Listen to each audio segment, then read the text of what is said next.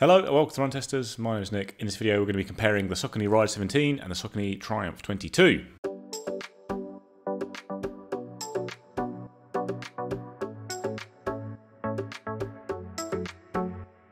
So the Ride 17 and the Triumph 22 are two cushioned running shoes within Saucony's range. The Triumph 22 is the more expensive one. It is £170 in the UK, $160 in the US, whereas the Ride 17 is £135 and $140.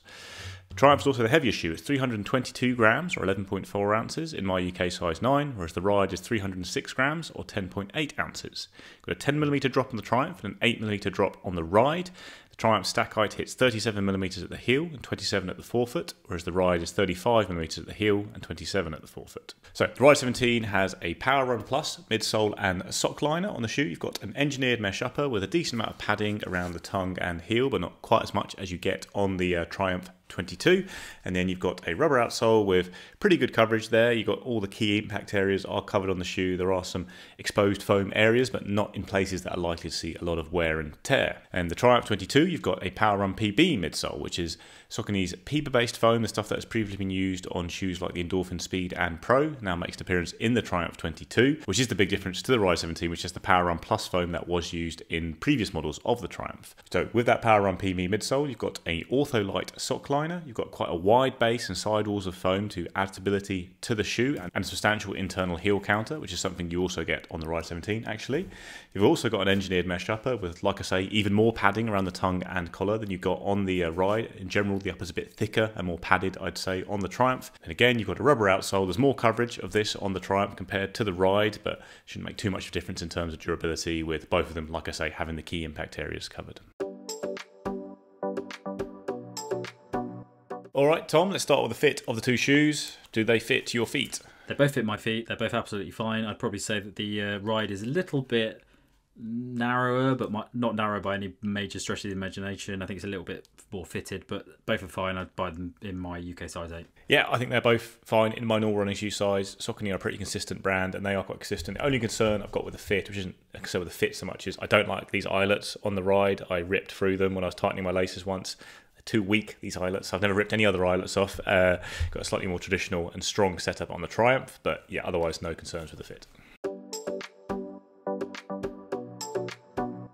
All right, Tom, the run test. A couple of interesting shoes here. We've basically got, in my mind, the Triumph 22 and the Triumph 21 with a different name as the Ride 17. How did you find the run test in both of these? I mean, these are both interesting updates to these shoes. I'll start with the Ride. The Ride is a massive update to the previous ones. I was never a massive fan of the previous Rides. I always found to be very nice, simple, sort of old style shoes. They didn't have a lot of amazing technology in them that a lot of shoes have nowadays. Whereas the Rides come in and it's essentially revamped it a bit to become the Triumph 21. Essentially, same level of foam, same sort of feel, and as a result, I really like the new Ride. I think it's a really comfortable, solid shoe. It's a bit more versatile. It's definitely a bit cheaper as well than the Triumph 22, and it just does everything that you expected from the Triumph 20 and the Triumph 21. I think it's a really good shoe that it maybe veers more towards the easier runs for me, but you can pick up the pace a little bit in it. So yeah, I think it's a really good shoe. Fantastic. Yeah, I like the Ride 17 a lot as well. Like probably the previous models I liked a bit more. I like a lightweight daily trainer, and the previous Rides were more lightweight. They're more simple, like you say. Didn't have particularly outstanding foams or anything, but they were. I think they almost represent the shift in the daily trainer market here, which has gone from that kind of lightweight all-rounder shoe like the Ride, and now all those shoes are getting a bit heavy, a bit more cushioned, and now you have the Ride 17, which is probably akin to what a cushion shoe was even 3-4 years ago, and that's nice enough. Like, I like it fine. I think it is a pretty versatile shoe. I don't like doing really fast stuff in the shoe. I would always use a more lightweight daily trainer myself, but as a cushion shoe, relaxed shoe, I think it is pretty good. Like I say, it's very similar to the Triumph 21, which we like a lot. It's got a lower offset. It's got 8mm instead of 10mm, but I didn't tend to find that really made a huge difference to me in practice. Like I like an 8, I like a 10. And all round, I thought it was a pretty fun shoe all round, and it did certainly signal that a big change was coming to the Triumph line, because obviously if you have this shoe so similar to the Triumph 21, the Triumph 22 had to be pretty different, and it is pretty different. Tom, and you absolutely love it, right? Not really. So the Triumph 22 is talked about this many times. The Saucony Triumph 21, 20 were a couple of my favourite shoes. I used them for all sorts of training. They were sort of my go-to one. When I used to go home and visit my parents and was marathon training at the time, and I could take one pair of shoes, I'd take the Triumph, because I could go and do the easy runs. I could go faster if I wanted to. It's just a sort of perfect do-it-all shoe. I know people that ran marathons in the Triumph 20 and 21. I ran a marathon in the Triumph 22, but didn't really enjoy it.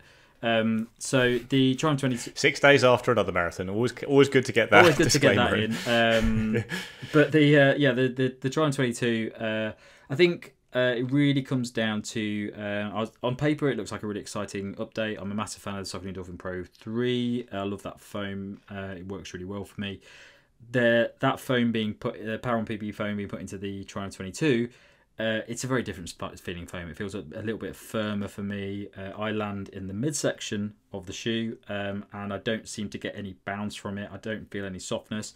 If I walk on my heels, I can feel that softness. I know this shoe has softness in it, but I just don't think I'm getting it. And I'm also not getting a lot of bounce back and stuff from it.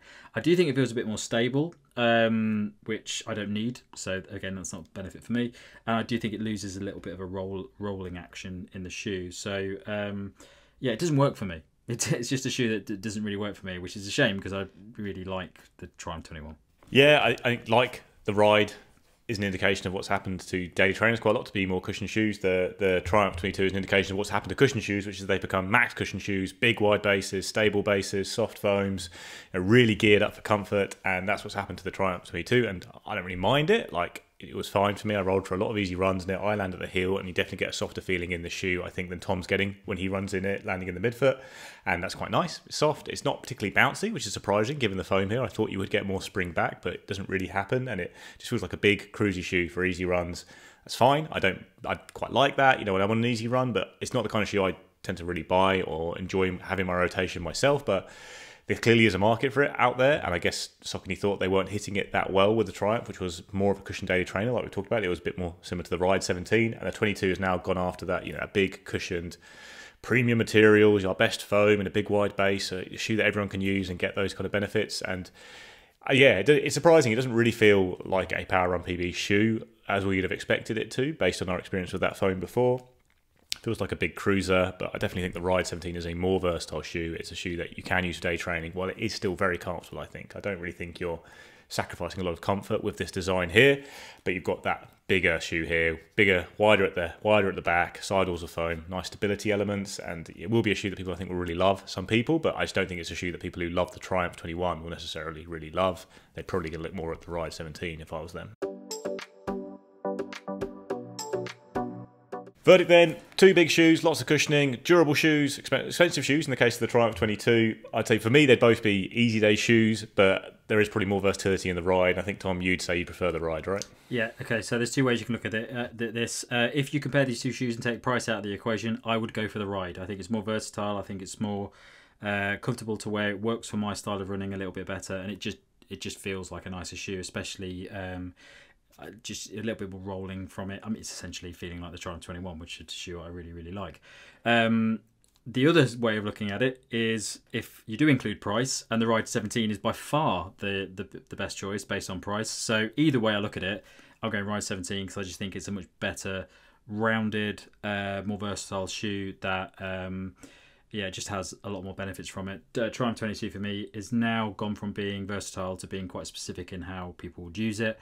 And I think at that price point, there are, even at a lower price point, I think there are better options out there for what the shoe possibly is trying to do now. Yeah, I would say unless you're coming to this looking for a very soft, big, cushioned, very stable, max stack shoe, and you've got an idea about that, you've liked other shoes like that, maybe even things like the Nike Invincible, and you really want that really big shoe, that cruiser shoe, the Triumph does do that, but unless you're really looking for that, I would say the Ride 17 is the better shoe. So if you want a more versatile shoe, it's the Ride 17. If you're just someone who's looking for a shoe, you're quite new to running, I think the Ride 17 is a better choice.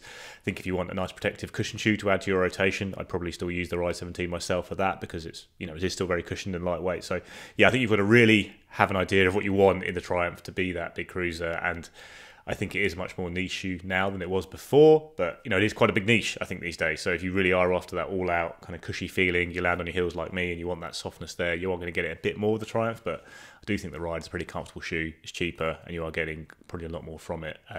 So yeah, and certainly if you're a fan of the previous models of the Triumph, I'd probably say go for the Ride over the Triumph 22. And you're not losing a lot of stuff as well. Like, you still got a great outsole on the Ride. The upper's still pretty similar. I'd say that maybe the Triumph 22's got a slightly more plush upper, but got better lace eyelets. That's for sure. Well, let's not talk about those lace eyelets again. We know how. I mean, is it good value if you have to do this? Well, I've never had any problems with lace eyelets.